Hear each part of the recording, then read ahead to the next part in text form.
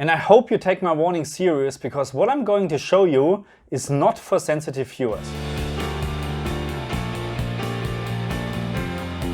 And we're talking about two games today, Battle Ice Data Disc 2 and Historyline 1914-18. And we're starting with Battle Ice Data Disc 2, which by the way runs in an MS-DOS box. The game was released around 28 years ago on the Amiga 500 and the PC, and we're pressing number 3. From Blue Byte, by the way, okay? So in a round-based game, a round-based strategy game, which I just like, and I will just jump into the game because there's not much in the option menu, no resolution changer, no ray tracing, no HDR effects, nothing at all. That's the pure game. And what I like on Battle Ice Data Disc 2 is really the future weapons back then, because you had really nice tanks. I mean, it was back then, it was just wow, okay? 28 years ago, just try to imagine, okay? That's my T9B plate tank.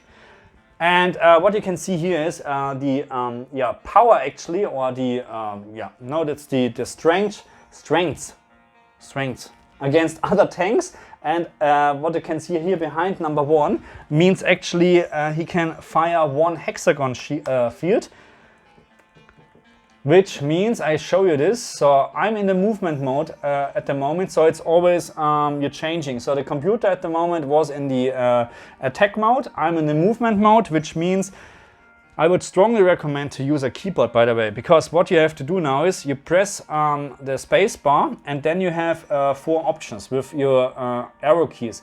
So question mark shows you the information from the unit, of course. You have your eye, which relieves the map or reveal the map. And by the way, later on there are much bigger maps, so no worries about this. And of course you have your this is ending the round, and you have your movement.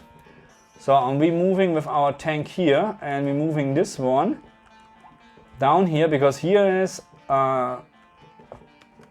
enemy, and I don't like this one to come close to my headquarter here, because they can actually, hey, come on, they can actually capture your headquarter if you're not protecting them. So let's move all the tanks up here, and also my armed vehicle. And this one here, my recon squad, is like a artillery, can fire 3 hexagon fields, which means we put this behind the tanks. Oh my god, takes ages. So we have here on this side a depot, which I really like to have, but right now it's in in the enemy's hand, not in my hand. And what you can do in depots or factories, later on you have factories as well, you can of course fix your units, or in a factory you can build new units. Okay, so when you're finished with your movement or attacking part, then you go into the change mode and you press F1. And now you will see the thinking time starts, and I'm very sure this is quite similar or almost the same when I played the game back then on the Amiga 500, which means my 16-core CPU is not utilized at all, which is very bad programming, okay? Anyway, you can see that the computer is right now moving. And what you can also see, it's not happening on my map, okay? So it's just happening here. I can't do anything at the moment because I can't attack anyone because they are too far away. So all what we're doing right now is we ending our changing our mode, and now they are here. So unfortunately now the computer has the option to attack, which he did, but that's okay. So we may be moving this one here, and I'm not sure what he is doing here. So this is really very careful, because he can capture your headquarter and then the game is over. Okay, so let's see what he was attacking. And by the way, I'm not quite sure, can you hear this?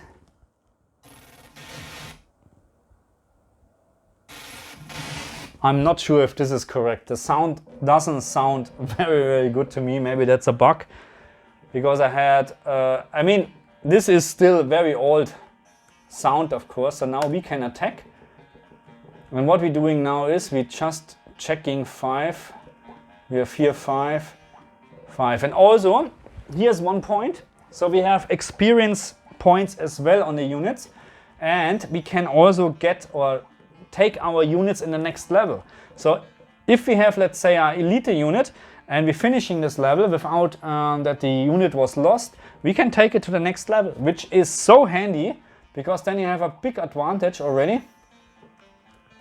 And I'm just attacking this one and this one and this one and this one, and then we're changing, and let's see. Now the sound is not right at all. Oh, almost, but now, yes, we got 4. We have already 4 points. I think the next experience point, which means is a elite unit. So I need to be very careful now, because I just have 3 units left, I think, in the raccoon or recon. I think here, yes. So I will move this actually away, because if it gets destroyed, so now it's in here, and I'm very sure the next round I can repair it, as long I have action points. I'm not quite sure anymore how I was able to get more action points. Okay, so I was able to fix my tank, and I can move it out again. And it's time to actually move it out, because he's coming closer. So we got here 2 units left and experience point 4 already, which is very, very great. So I'm very sure I will probably lose this one here now. But I'd like to get this here in as well to fix it. This doesn't look good, and that's the first map.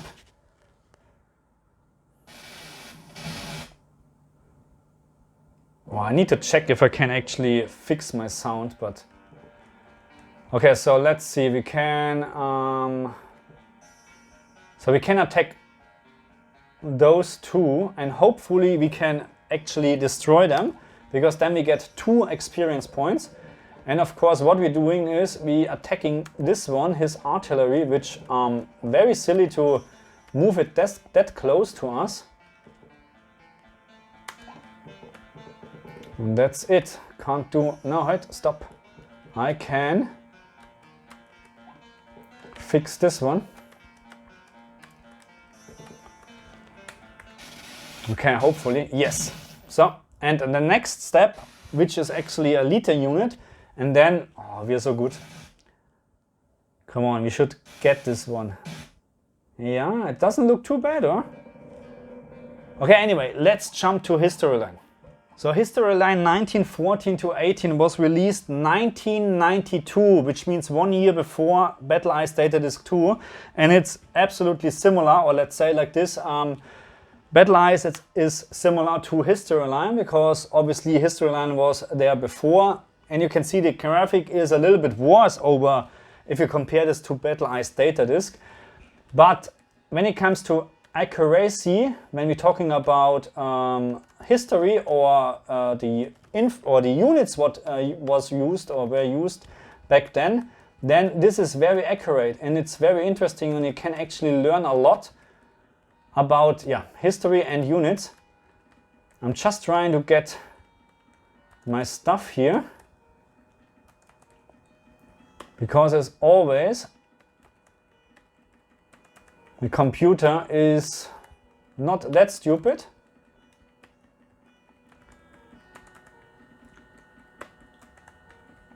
So when it comes to controls, I would actually really recommend a keyboard. But what I found is when you press the function keys, you have F2 is music off on, you have effects are off on, you have HQ frequency, I'm not sure what this is. And you can actually change or turn on your joystick with F5. And joystick 2 on off for multiplayer games, of course. Mouse control off, that's good. F8 is nothing. And fight on, slow computer, fight off, fight on, fast computer. Okay, let's Let's leave fight on for fast computer, because this is a 16-core CPU, which again, I'm very sure it's not fully utilized. Okay, and I was able to capture this depot and I found this here, Big Bertha. I think that was the name back then, heavy artillery.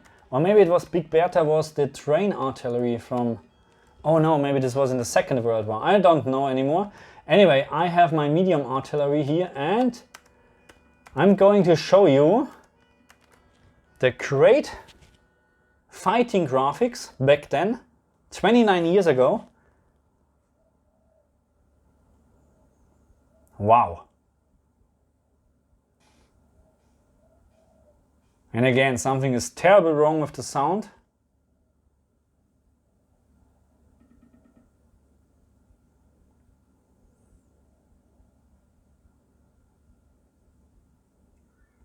No, we're not, no. Oh, we did it. That's good.